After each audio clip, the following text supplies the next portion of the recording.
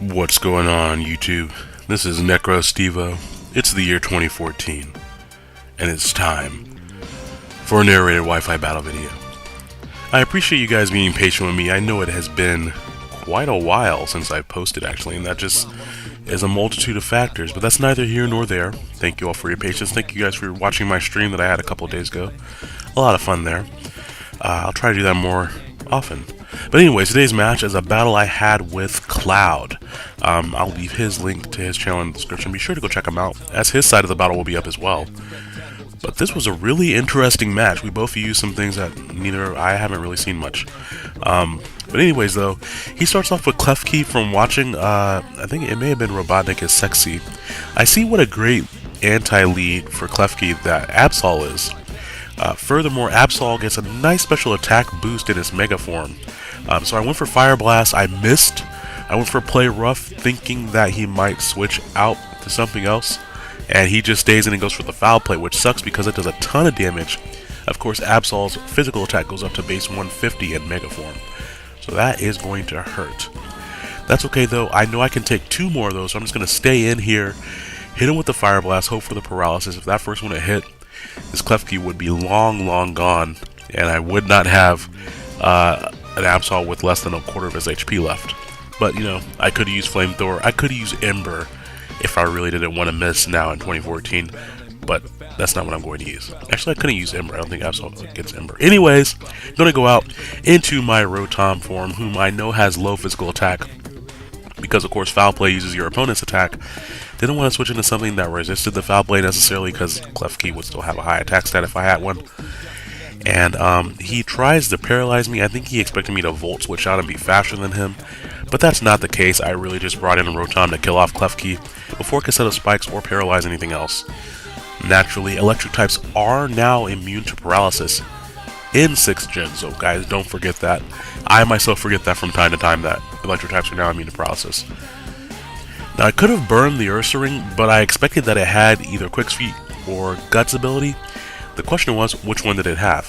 Because I knew if it had Guts, I could outspeed it with my Machamp, whereas if it had Quick Feet, then I was going to be in for a little bit of a hurting. So both of our orbs activate. It turns out that I believe that it does have Guts. I believe that it does have Quick Feet, unless, of course, it's running a max speed investment with a Jolly Nature on Guts, which is unlikely. But I did think that my Rotom could take a hit from it, whereas Machamp is not very defensive. Although it is relatively bulky, my Rotom has max HP, max physical defense. I really need to nickname this sucker. Rotom Heat is fast becoming my new favorite Rotom form, whereas my previous one was Rotom Mower form. Rotom Heat really is getting the job done. He just has the typing to switch in and take a lot of hits. And his typing is a lot easier to compensate for with him being weak to water. It's easier to partner him up with things. But anyways, expecting another Facade, gonna switch back on into Excadrill here. Not back out, I'm going to switch to Excadrill, knowing that I probably can take it relatively well just because I have a bulky Excadrill with Mold Breaker as opposed to having the max speed, max attack one with Sand Rush. And this is actually a pretty physically defensive, especially defensive build. I don't have that much attack because I have Swords Dance, which we will see here shortly. Now he goes out into Caesar, Mega Evolves in my face. That was a little threatening. I figured that he might have Brick Break, but he doesn't. He just goes for Bullet Punch, which is good because Bullet Punch, even being Technician boosted, is not going to do much. Now I Swords Danced on the off chance that even if he had Brick Break, then he was going to KO me anyway, and I would need to see that. But if he didn't, then I would get a free Swords Dance. So that works out in my favor, as I'm able to put a huge amount of damage on this Caesar, even with his vastly improved defense. He decides to U-turn out. That's fine by me. As long as he doesn't KO my Excadrill, I'm happy. So Mega Caesar is going to live to fight another day. He's going to go out in the Lapras. And again, I have a weird investment on my Excadrill. Lapras is also relatively slow, so I figured maybe I can outspeed it, and I actually do. So he either doesn't have any speed investment, or me putting the one speed point on there when I max out my other EVs may have mattered. I don't know. The point is that Lapras, as bulky as it is, I'm able to get a good amount of damage on it before my Excadrill goes down, which allows any number of Pokemon that I have, even Absol here, to come in and easily revenge kill it. Now I decided to go for Thunderbolt, revealing that I have it just in case he has a non-attacking move and I'm not forced to go for Sucker Punch. And of course, Play Rough has a chance of missing. And I don't think Fire Blast has a chance of missing. So Thunderbolt was the best move right there. Now Caesar comes back out and I reveal the Sucker Punch, because if he went for Bullet Punch, Sucker Punch would go first. They're in the same priority bracket, and Absol is faster than the Caesar. So now Goodra comes out. He's going to go for Protect just to see what I'm going to go for, most likely. And at this point, he knows my entire moveset, which this is the first battle where I got to use all 4 moves on my Absol. Unfortunately, I keep missing, and here I missed the Play Rough, which would have definitely mattered because this Goodra is going to be a pain in the butt later. Whereas I think a Play Rough with that massive attack would have done a lot of damage to Goodra. But, missing a 90% accurate attack, that's nothing new to me. So I'm going to go out into my specially defensive Gogoat. I am expecting him to have Gooey as an ability, so I'm going to get some bulk ups underneath my belt here. I've had issues figuring out what type of moveset I want to run on Gogoat, because I don't often get the opportunity to use Horn Leech, and I could just use Milk Drink. Unfortunately, he's going to Toxic me, which had me a little bit worried that he also had the Infestation, because that would be pretty annoying, Toxic being Toxic and Infested alongside him protecting. And so I went for Earthquake there just to avoid touching him. I don't want to get slowed down by the Gooey ability. And here I'm going to expect him to bulk up. So, I'm going to expect him to protect. So I was thinking, might be a good time to bulk up. And he ends up protecting, which is fairly predictable, but he doesn't really have a reason not to. Because you saw the damage that his move did. It didn't really do that much damage. He's better off waiting for the Toxic to take me down. So now I have +2 attack, +2 defense. Gogoat is now immensely bulky because max HP, max special defense. I finally get some hacks in my favor where he misses that Fire Blast, but again, it didn't do that much to start with. And unfortunately, I knock him into a range where his Citrus Berry is going to activate, which is kind of annoying. It's like, I just saw that yellow HP number and then it's back in the green. But that's okay. I'm still in a position where I can take him down in a couple more attacks, as long as I predict correctly. Now here I actually predicted for him to use Fire Blast again, expecting me to bulk up, because I predicted it last time, right? So he doesn't really have any reason not to. But he just ends up protecting, so I kind of waste a turn, take a bunch of poison damage for no real reason. I could have bulked up and maybe taken him out from the level of HP that he was at on the next turn. But instead, to avoid dying here from the Toxic on that turn, I think it would have taken me out. Expecting the Fire Blast, I'm just going to go out into my Greninja, and he misses the Fire Blast. Based on the damage it did to super effective on my Gogoat, I don't think it mattered at all. And I'm just going to go for Ice Beam. I thought he might switch in Snorlax, but I really wanted to get rid of Goodra. That thing is pretty annoying. And this Ice Beam actually does a lot more than I thought it would, being Expert Belted on Snorlax, so maybe he just has a different investment.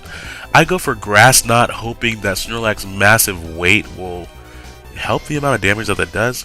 It actually does. It does more than double the damage that the other move did, but then he just smashes me with Giga Impact.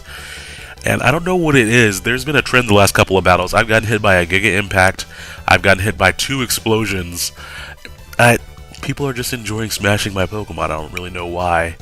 But I know he has to take a turn to recover from the Giga Impact. It's not like the show where you can just spam it over and over. But that's going to give me a chance to use Horn Leech, and since Snorlax has such a high HP stat, I'm going to get a good amount of HP back, which actually puts me over 100 HP after the leftovers. And the Toxic, of course, is reset because I switched out, so now I don't have to worry about that as much. Now, I was looking at his HP level after the Horn Leech damage and after the leftovers, and I was curious if I could take him out with one more Horn Leech without going for a bulk up. I really didn't want to give him another opportunity to hit me with a Giga Impact. So that actually works out. I'm able to take down the Snorlax without taking a lot of extra damage. which is very, very good. And since he has such a high HP stat, now I'm all the way back up to 140, but of course the Toxic is going to take me back down, and we're sitting in a pretty good position here. Now I think his last Pokemon is Goodra, which is a little unfortunate just because it's so bulky. I don't really have anything directly for it, because my last two Pokemon are Rotom and Gogoat. So what I'm going to do here is just predict the Toxic, or I predicted him to Toxic at least, because I didn't care if he would Toxic me, or, I'm sorry, excuse me, I predicted him to predict me to switch out to Rotom and Toxic, because of course the Flyer Blast wouldn't do that much damage. But it wouldn't matter if he Toxic me because I have Rest, because I have a Chesto Berry. So that works out. He actually shows me his final attack is Draco Meteor, which I thought was kind of weird, unless you're going to be switching Goodra out a lot, which I guess he did switch it out twice, so he's going to get that special attack reset. And here he does Toxic me, but now that I put a Will-O-Wisp on his Goodra, he is on a timer, and with his special attack dropped, he can no longer switch out, because he has no Pokemon remaining. He's going to need basically 2 crits. He's going to need a crit on my Rotom and a crit on my Gogoat to win this battle. Meanwhile, I can kind of just keep on resting with Rotom if I want to. If he does Toxic me and I don't feel like resting, I can switch out to Gogoat to reset the counter.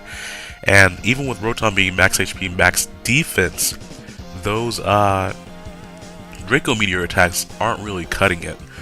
Whereas they really wouldn't cut it against Gogoat.